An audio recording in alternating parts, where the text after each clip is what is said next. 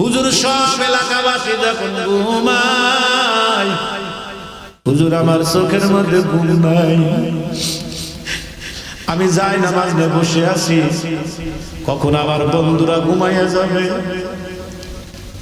কখন সেটা গিয়ে আমি আমার মালিকের কুদরতি পায়ে আমি সেজদা লাগাবো। হুজুর দেখতে দেখতে সব নিবুড়, কোনো আওয়াজ নাই, চতুর্দিকে কোনো আওয়াজ নাই, কারো কোনো কলহ নাই। হুজুর আস্তে করে যায় নামাজ খানা নিয়ে আমি আল্লাহর ঘরে যখন মসজিদের মধ্যে ঢুকে গেছি, হুজুর চিন্তা করলাম না এখানে যদি আমি জোরে করে কান্না করি, কান্নার আওয়াজে ওস্তাদের ঘুম ভাঙা যাবে, আমার ঘুম নষ্ট হইয়া যাবে। ছাত্রদের ঘুম ভেঙে গেলে পিছনে এসে যদি দাঁড়াইয়া যায় আমার লাইনটা কাটা হইয়া যাবে না, আমি এখানেও করবো না। বলে হুজুর যায় নামাজ খানা নিয়ে মসজিদের পাশেই মাদ্রাসার পাশে একটা কাশবন, কিছু কিছু কাশবন আছে, বাতির আলো দেখা যায়।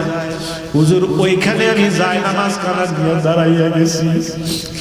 হুজুর 2 রাকাত নামাজ পড়ছি, 2 রাকাত নামাজ পড়িয়া হুজুর হাতখানা না উঠাইয়া এই কপালটা আমি সরাসরি যায় নামাজের মধ্যে লাগাইছি।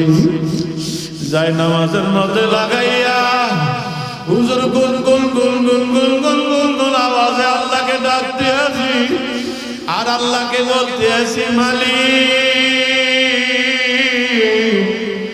দুনিয়ায় বাবা নাই, বাবার কাছে মনের কথা বলবো, দুনিয়ায় মা নাই,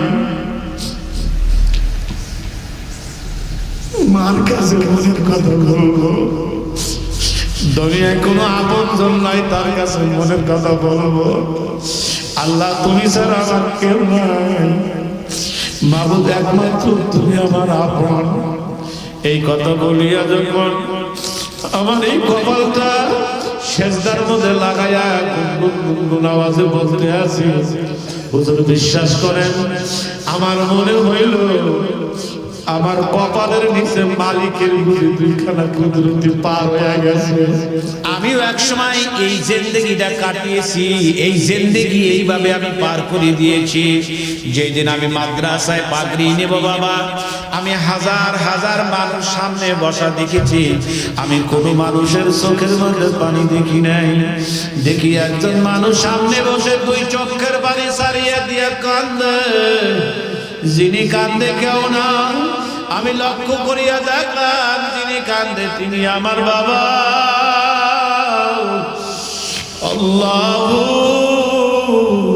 পাগড়িটা পরিধান করে যখন আমি স্টেজের নিচে নামলাম, আমার বাবা আমার গলা ধরিয়া ফলাইছে, গলা ধরিয়া বাবা কয়, বাবা এই পাগড়িটা দেখার জন্য আজীবন আমি কষ্ট করলাম, আমার মনের একটু ইচ্ছা ছিল হযরত ওলামায়ে কেরাম আমার বেটার মাথার মধ্যে পাগড়ি দিবে, আমি বাবা তাকায়া তাকায়া দেখবো। আর একটা ইচ্ছা বাকি রইয়া গেল, যেই দিন আমি এই কাপড়ে প্যাকেট হব, ওই দিন নিজের হাত দিয়া কাপড়ে আমাকে প্যাকেট করাইয়া দিও, প্যাকেট করাইয়া দিয়ে নিজে আমাকে কবরে নামাইয়া ফালাইয়া, নিজে বাসার তালাই দিয়ে আমাকে কবর দিও। ওই ইচ্ছা দেখার জন্য, ওই ইচ্ছা করার জন্যই বাদ বাকি ইচ্ছাটা আমি রাইখা গেলাম। মুসলমান ভাইরা আমার, এই কথাটা এই জন্য বলতেছি, আল্লাহর সাথে সম্পর্ক যদি হইয়া যায় কেমন হইয়া যায়। ছেলেটা যখন বলল হুজুর ঘরের মধ্যে আসেন, আমি আপনাকে আসল কথাটা শোনাবো, আমি শেষ করিয়া যখন ঘরের মধ্যে প্রবেশ করলাম, ঘরের মধ্যে প্রবেশ করিয়া ওই ছেলেটার তালাশে আমি বের হইলাম। বাবা তুমি কোন জায়গায় আছো, তুমি একটু মেহেরবানি করে একটু আসো। ছেলেটা ঘরের মধ্যে আসলো, ঘরের মধ্যে এসে নিজেই ঘরের দরজাটা বন্ধ করিয়া দিল, বন্ধ করিয়া দিয়া নিজে গায়ের থেকে পুরা জুব্বাটা খুলে ফেললো, খুলিয়া ফেলিয়া গায়ের পিঠটা আমারে দেখায়। হুজুর আপনি আমার পিঠটা ভালো করে তাকাইয়া তাকাইয়া দেখেন।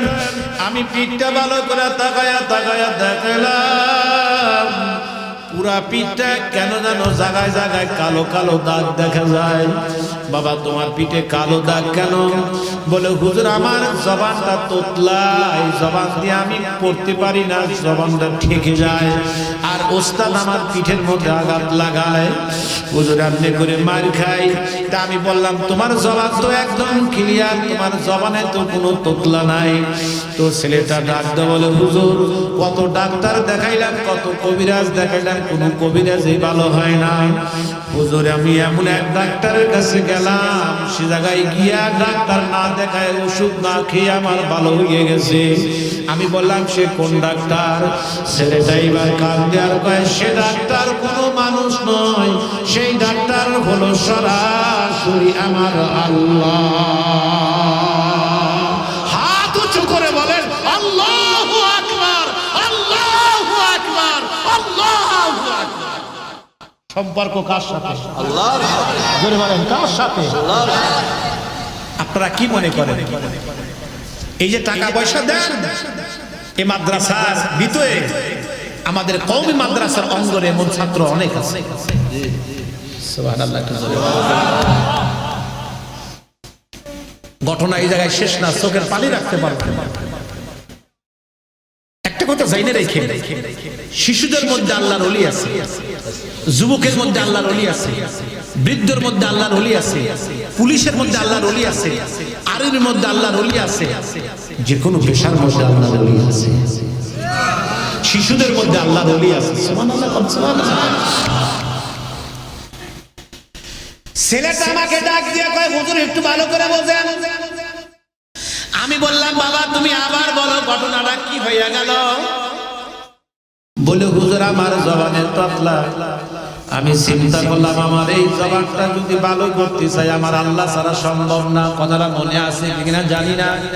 এক শ্রেণীর মানুষ সেজদা দেয়, তাদের কপালের নিচে কার কুদরতি পা? জোরে বলে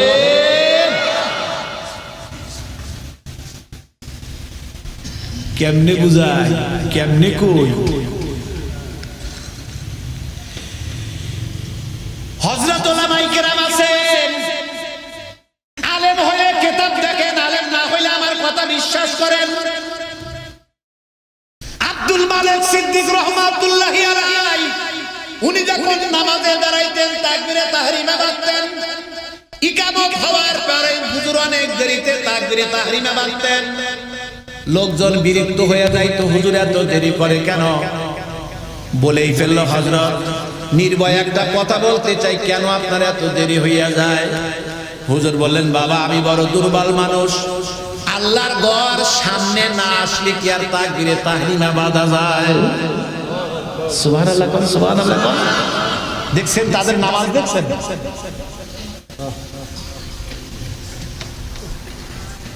কথা আমি সংক্ষেপ করে দিচ্ছি বাবা। ছেলেটা আমারে ডাক দিয়া কয় হুজুর কি করব বুঝতে পারলাম না।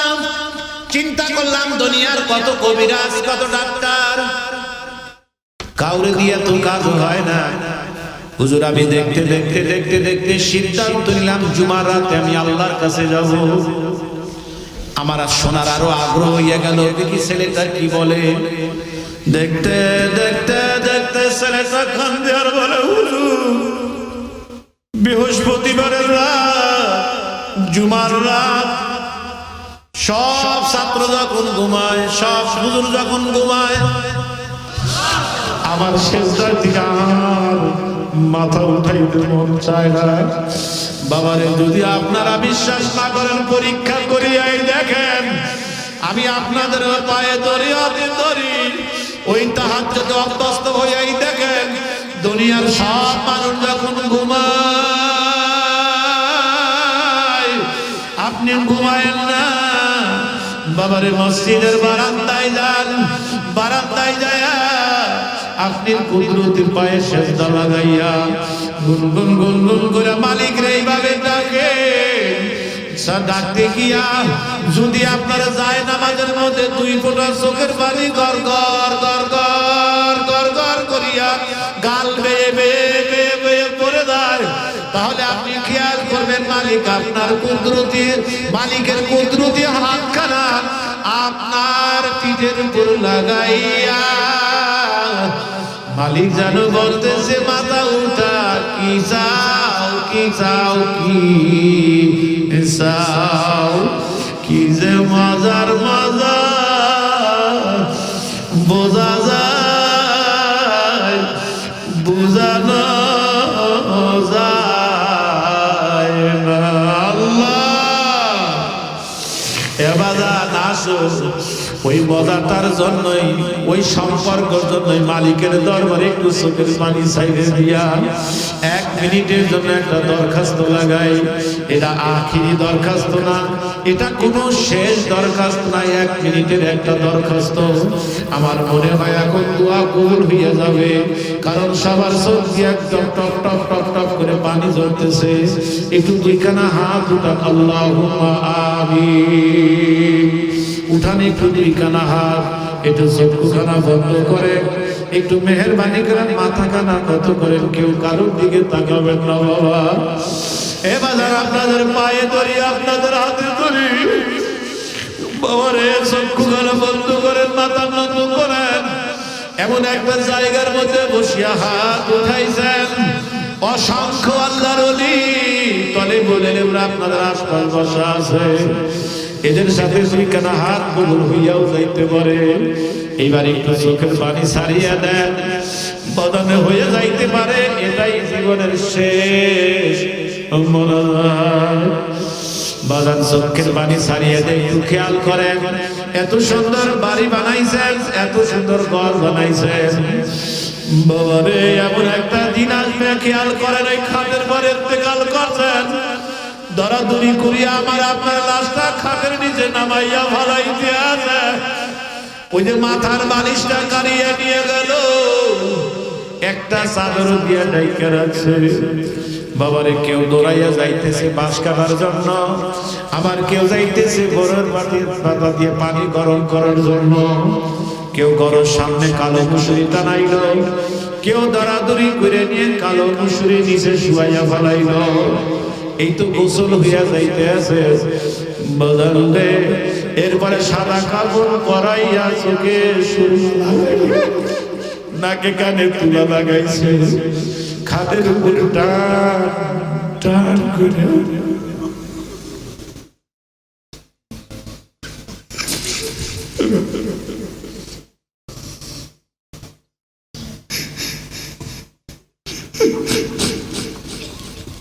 কান্দো বাবা তুই চোখে পানি ছাড়ো আল্লাহর কাছে এখন কত ভালো লাগতেছে এই মাহফিলটা এখন কত ভালো লাগতেছে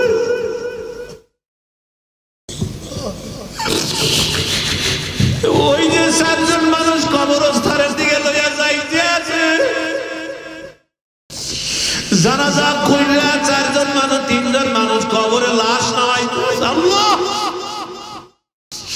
বিসমিল্লাহি ওয়া আলা মিল্লাতি রাসূলিল্লাহ এই বলিয়া তালায়ার পাশ দিয়ে এবার মাটি মিনহা খালাকনাকুম মাটি দেওয়া শুরু হয়ে গেল মাটি দিয়ে সব গ্রামবাসী চলে আসে কিতাবের মধ্যে আছে ওই সময় মাইয়াতের জবান খুললে যাইবে মাইয়া তখন ডাক দেয়া কয় কই যাও কই যাও কই যাও আমারে লইয়া যাও লইয়া যাও লইয়া যাও লইয়া যাও লইয়া যাও আমার কবরের মধ্যে 99টা সাপ আসিয়া গেছে কিলবিল কিলবিল কিলবিল করে কামড়াইবে কি জবাব দিবি রে ওই অন্ধকার